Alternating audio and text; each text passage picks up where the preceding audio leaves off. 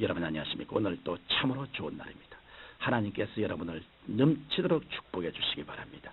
저는 오늘 사무엘상 17장 45절로 47절의 말씀을 가지고 다윗이 골리앗을 이긴 세 가지 이유란 제목으로 은혜를 나누고자 합니다. 이 세상에 태어난 사람치고 성공적인 삶을 원하지 않은 사람은 한 사람도 없습니다. 그러나 실제로 성공에 도달한 사람은 그리 많지 않습니다. 왜냐하면 인간이 승리의 생활, 성공적인 생활을 살려고 하면 우리 스스로의 마음의 준비가 있어야 하기 때문입니다. 어떤 일이든지 성공에 도달하려면 거기에 필요한 원리가 있습니다. 그 원리를 깨달아 그것을 준비된 마음에 적용하면 성공적인 삶을 살 수가 있는 것입니다. 보잉 747 같은 무거운 비행기가 400여 명의 사람을 태우고도 하늘을 날을 수 있는 것은 공기역학의 원리를 사용했기 때문입니다. 만약 공기역학의 원리를 사용하지 않으면 우리 몸 하나도 공중에 떠나지 못할 것입니다. 이와 같이 여러분도 영적인 법칙을 생활에 적용하면 성공적인 삶을 살 수 있게 되는 것입니다. 그러면 우리가 어떻게 해야 성공적인 삶을 살 수 있을까요? 오늘 이 시간에는 다윗이 발견한 성공적인 삶의 세 가지 원리를 알아보고자 합니다. 첫째로 꿈꾸는 사람이 되어야 합니다. 다윗은 아주 평범한 목동에 불과했습니다. 다윗이 아버지의 명령으로 전쟁터에 있는 청들을 위문하러 갔을 때 블레셋 군대가 이스라엘을 침입하여 서로 전쟁을 하고 있었습니다. 그런데 블레셋 군대 가운데 골리앗 장수가 나와서 고함을 치면 이스라엘 군사들은 무서워 벌벌 떨었습니다.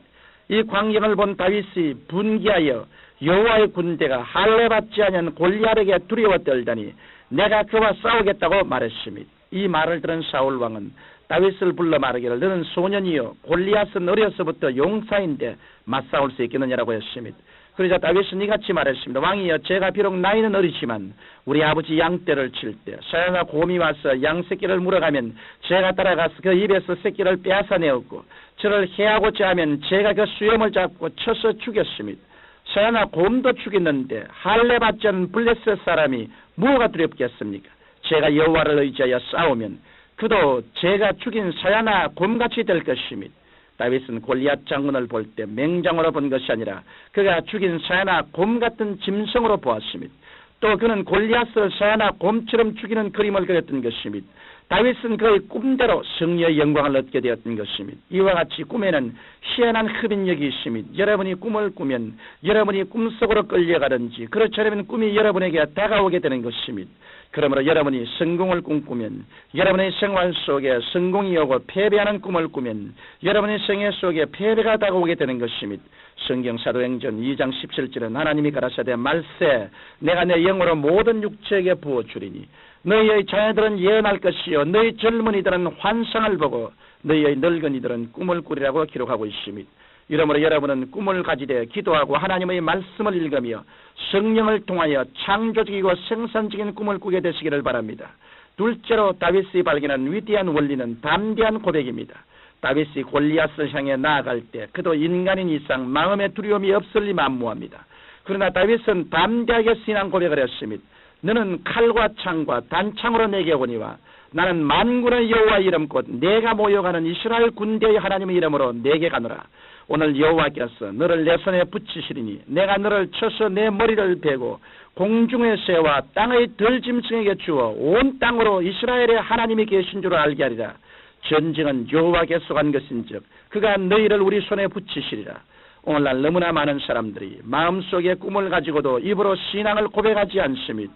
우리가 꿈을 갖고 긍정적인 말을 하면 축복이 다가오지만 부정적인 말을 하면 파멸이 다가옵니다. 그러므로 우리는 항상 긍정적인 말을 하도록 노력해야 할 것입니다. 그러면 담대한 고백이 우리에게 어떤 유익이 있을까요? 먼저 우리가 담대하게 긍정적인 고백을 하면 우리의 믿음이 강화됩니다. 우리가 긍정적이고 담대하게 하나님 말씀을 입으로 시인하면 병든 몸이 건강한 몸으로 슬픔에 빠지는 심령이 기쁜 마음으로 가난과 저주에 빠지는 생활이 부여와 축복의 생활로 변화되어 믿음이 더욱 강해지는 것입니다. 뿐만 아니라 우리가 긍정적인 고백을 입으로 시인할 때 주님께서 역사하실 수 있는 재료를 제공하는 것입니다. 하나님 보호자 앞에서 우리를 대신하여 간구하시는 예수님께 우리가 창조적이고 긍정적인 말을 하여 그것을 예수님께서 받으시고 역사해 주시는 것입니다. 또 우리의 입에서 나간 말은 성령의 금이 됩니다. 에베소서 6장 17절에 보면 성령의 금꽃 하나님의 말씀을 가지라고 말씀하셨습니다. 우리 하나님의 말씀을 입으로 시인할 때 마귀는 한 길로 왔다 7길로 도망하게 되는 것입니다. 그러므로 여러분은 항상 담대한 신앙 고백을 하게 되시기를 바랍니다. 셋째로 다윗은 담대하게 믿음을 실천했습니다. 다윗이 골리앗과 싸우려 할 때 말만 한 것이 아닙니다. 그는 실제로 골리앗을 향해 나아갔습니다. 그리고 다윗은 골리앗과 싸우러 나갈 때 창이나 칼이나 활을 가지고 간 것이 아니라 시냇가에서 매끄러운 돌 5개를 골라서 주머니에 넣고 손에 물매를 가지고 나갔습니다. 왜 그랬을까요? 다윗이 골리앗을 상대하여 싸우겠다고 하자 사울 왕은 다윗에게 자기 갑옷과 투구를 벗어주고 칼도 주었습니다.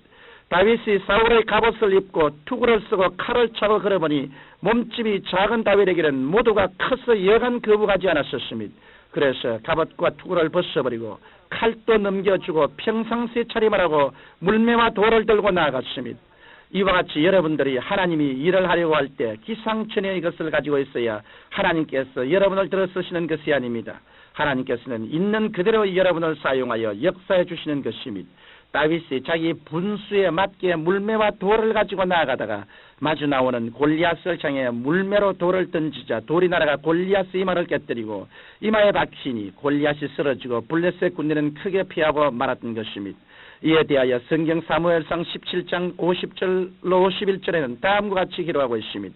다윗이 같이 물매와 돌로 블레셋 사람을 이기고 그를 쳐 죽였으나 자기 손에는 칼이 없었더라. 다윗이 달려가서 블레셋 사람을 밟고 그의 칼을 그 집에서 빼어내어 그 칼로 그를 죽이고 그의 머리를 베니 블레셋 사람이 자기 용사의 죽음을 보고 도망하는지라. 오늘 많은 사람들은 자신들에게는 없는 것만 말합니다. 그래서 내게는 학력이 없다, 돈도 없다, 그러므로 안 된다, 할 수 없다라고 말하는 것입니다. 여러분에게 있는 것이 보잘것없는 죄악들이라 할지라도 여러분에게 있는 것을 가지고 최선을 다하고 하나님을 믿으며 담대하게 나아가게 되시기를 바랍니다. 청취자 여러분, 하나님께서는 저와 여러분을 통해서 일을 하십니다. 이 때문에 우리들은 하나님께서 사용하실 수 있는 믿음의 그릇이 준비되어야 합니다. 막연히 요행을 바라는 것이 아니라 다윗이 발견한 믿음의 3가지 원리를 우리의 신앙에 적용할 때 성공적인 삶을 살 수 있는 것입니다. 이러므로 여러분은 그리스도 안에서 원대한 꿈을 그리십시오. 그리고 그 꿈을 담대하게 입으로 고백하며 나아가 용감하게 믿음으로 실천하십시오. 그러면 여러분은 항상 하나님께서 역사해 주셔서 큰 기적이 나타나 승리의 삶을 살게 되는 것입니다. 사랑이 많으신 아버지 하나님, 다윗이 골리앗을 죽인 승리의 영광을 체험한 것처럼 우리의 생활에 다가오는 수많은 골리앗을 매일매일 죽이고 우리는 승리하는 신앙생활을 하도록 도와주옵소서. 예수님 이름으로 기도합니다. 아멘.